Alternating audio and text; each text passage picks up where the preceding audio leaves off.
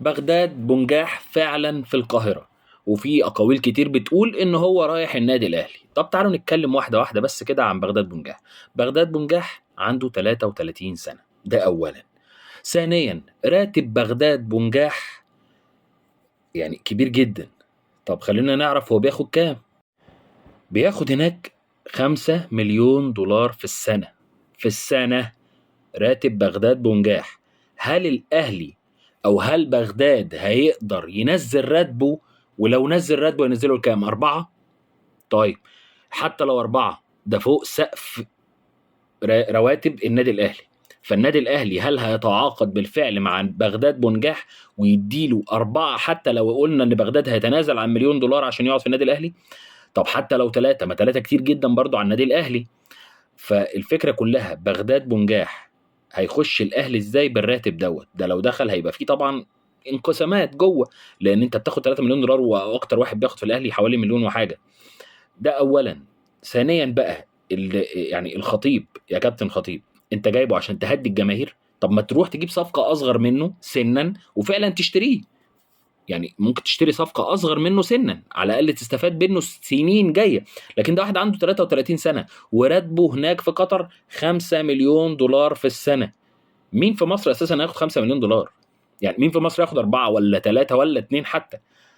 فأنا ما أعرفش هل الصفقة دي لتهدئة الرأي العام بس مع الجماهير ولا لا، أنا ما أعرفش. وهل مين اللي هيتحمل الراتب الكبير جدا جدا لبغداد بنجاح في خلال سنة ولا 2 اللي هيقعدهم مثلا في الأهلي، لأنه عنده 33 سنة، فأقصى حاجة يقعدها سنتين لو قعد السنتين.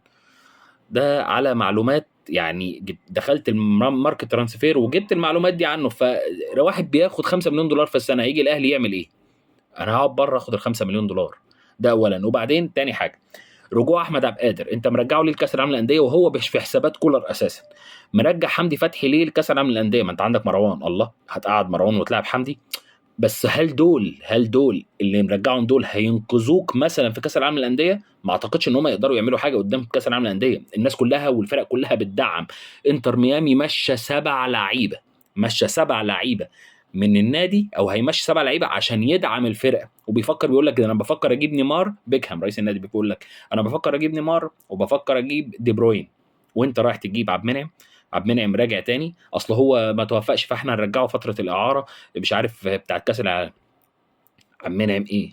عبد المنعم ايه وحمدي فتحي ايه وعبد القادر ايه؟ انا مش بقول لك ان دول مش لعيبه، لا، بس مش دول بتوع كاس العالم للانديه. انت محتاج تجيب لعيبه من طراز اول عشان يلعبوا معاك حتى الفتره دي. ده لو انت عايز تعمل حاجه في كاس العالم للانديه. مش عايز تعمل حاجه وخليك زي ما انت وروح، هتبقى دوره مشرفه من الاخر كده، اللي انت تلعب دور اللي هو المجموعات وتروح بلدك وخلصت الحوار على كده. ماشي اوكي، رجع اللعيبه دي. وكده كده احمد عبد القادر مش في حسابات كولر ومش هيلعبه حتى لو رجع. حمدي فتحي هيبقى في حوار بقى ما بينه وما بين خاطر مروان عطيه، فالله اعلم يعني. التهدئه اللي انت عاملها مش لعب، مش ماشيه. والعالم اللي تحت كلها او جماهير النادي الاهلي بتقول على الاداره بخيله وما بتصرفش. وهم بيقولوا والاداره طالعه بتقول والله احنا عندنا ازمه في الدولار فعشان كده مش عارفين. طب انت عندك ازمه في الدولار، رايح تجيب لاعب عنده 33 سنه وراتبه اكتر من 5 مليون دولار او 5 مليون دولار؟ طب يعني هتوفاها ازاي مع بعض؟ مش عارف بصراحه.